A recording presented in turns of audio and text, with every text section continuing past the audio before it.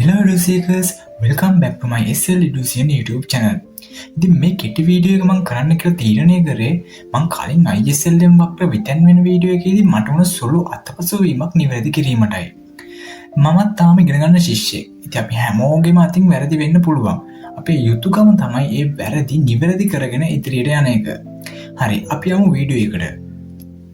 හරි, ඉතින් ඔයාලා මතක ඇති මම කලින් වීඩියෝ එකේදී කියලා දුන්නේ මෙන්න මේ LM curve එක දකුණට සහ වමට විතන් වෙන්න හේතු මොනවද කියලා. මෙන්න මේ liquidity preference එක වැඩි වුණාම LM curve එක දකුණට විතන් වෙනවා සහ liquidity preference එක අඩු වුණාම තමයි මෙන්න මේ LM curve එක වමට විතන් වෙන්නේ කියලා. ඉතින් එතනදී මට සුළු වැරද්දක් වුණා. ඒ දෙක වෙන්න ඕනේ අනිත් පැත්තට. කියන්නේ liquidity preference එක අඩු වුණාම තමයි LM curve එක දකුණට විතන් වෙන්නේ සහ liquidity preference එක වැඩි වුණාම තමයි LM curve එක වමට විතන් වීමක් සිද්ධ වෙන්නේ. හරි, ඉතින් ඒක කොහොමද වෙන්නේ? ඉතින් ඒ සඳහා මම ඔයාලට පොඩි ෆෝමියුලා එකක් අඳලා පෙන්නන්නම්. මෙන්න මෙහෙම තමයි ඒක සිද්ධ වෙන්නේ. අපේ liquidity preference කියන්නේ මුදල් වලට රුචිකත්වය අඩු වුණාම මොකද්ද වෙන්නේ? මිනිස්සුන්ගේ මුදලට තියෙන ඉල්ලුම අඩු වෙනවා. කියන්නේ money demand එක අඩු වීමක් සිද්ධ වෙනවා.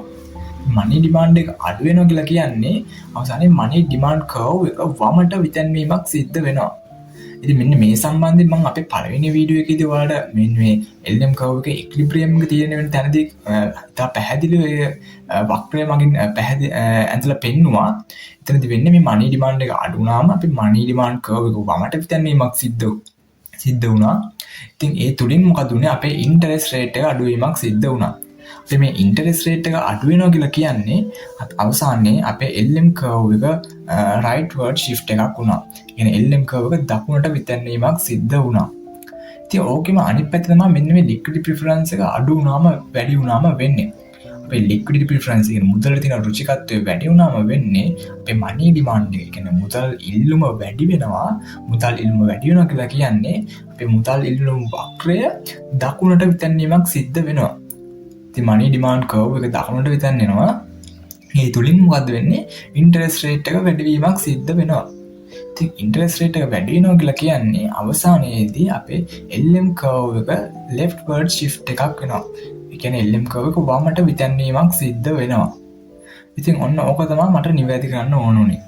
ඒ කියන්නේ අපේ මේ liquidity preference එක අඩු වුණාම තමයි LM curve එක දකුණට විතන් වෙන්නේ සහ liquidity preference එක වැඩි වුණාම තමයි අපේ LM curve එක වමට විතන් වීමක් සිද්ධ වෙන්නේ.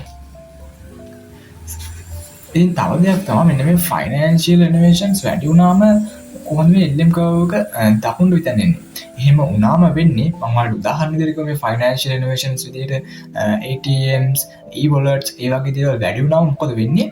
මිනිස්සුන්ට ළඟ තියාගන්න ඕනේ වෙන්නේ නැහැ මුදල්. ඒ කියන්නේ money demand එක එතකොටත් අඩු වීමක් සිද්ධ වෙනවා. ඒතර financial innovations වැඩි වුණාම කියලා කියන්නේ අපේ money demand එක අඩු වෙනවා. මුදල් ළඟ තියාගන්න අවශ්‍ය වෙන්නේ නැහැ. ඒතර money demand එක අඩු වෙනවා.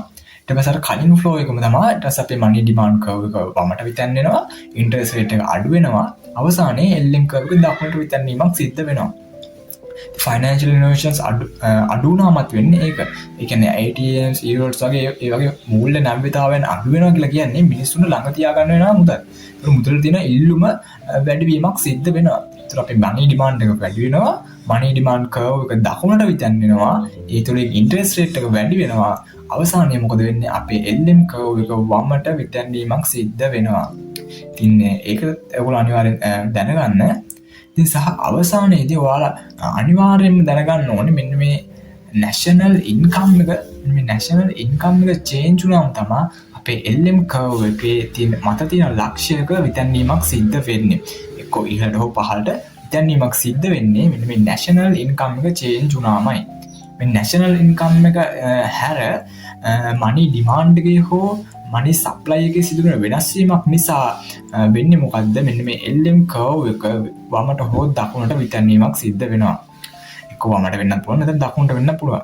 ඒ වෙන්නේ කොහොමද? අපේ money demand එකට හෝ money supply එකට මොකක් හරි වෙනස් වීමක් සිද්ධ වුණොත්. එතනදී මෙන්න මේ money demand එක වෙනස් වෙන්න ඕනේ මෙන්න මේ national income එක නිසා money demand එකේ සිදුවන වෙනස් වීමක් හැර වෙන්න ඕනේ. ඒ කියන්නේ අපේ ජාතික ආදායම වැඩිවීම හෝ අඩුවීම තුලින් සිදුවන මෙන්න මේ මුදල් ඉල්ලුමේ වෙනස් වීමක් හැර මුදල් ඉල්ලුමේ සිදුවන අනිකුත් වෙනස් වීමක් නිසා තමයි වෙන්න ඕනේ. එතකොට තමයි අපේ LM curve එක වමට හෝ දකුණට යැනීමක් සිද්ධ වෙන්නේ. ඉතින් ඒකත් ඔයාලා අනිවාර්යෙන් මතක තියාගන්න ඕනේ. හරි. ඉතින් ඔන්න ඔය පොයින්ට් එක තමයි මට ඔයාලට නිවැරදි කරන්න ඕනේ උනේ. ඉතින් මං හිතනවා ඔයාලට සරලව සහ නිවැරදිව ඒ කියලා දුන්න දේවල් තේරුම් ගන්න පුළුවන් වෙන්නේ නැති කියලා. ඉතින් මගෙන් වුණ සුළු අතපසු වීමට මම මගේ කනගාටුව පළ කර සිටිනවා සහ ඔයාලා පාඩම් කරද්දී මෙන්න මේ පොයින්ට් එක කලින් සටහනට එකතු කරගන්න. ස්තුතියි. හමු වෙමු ඊළඟ වීඩියෝ එකකින්.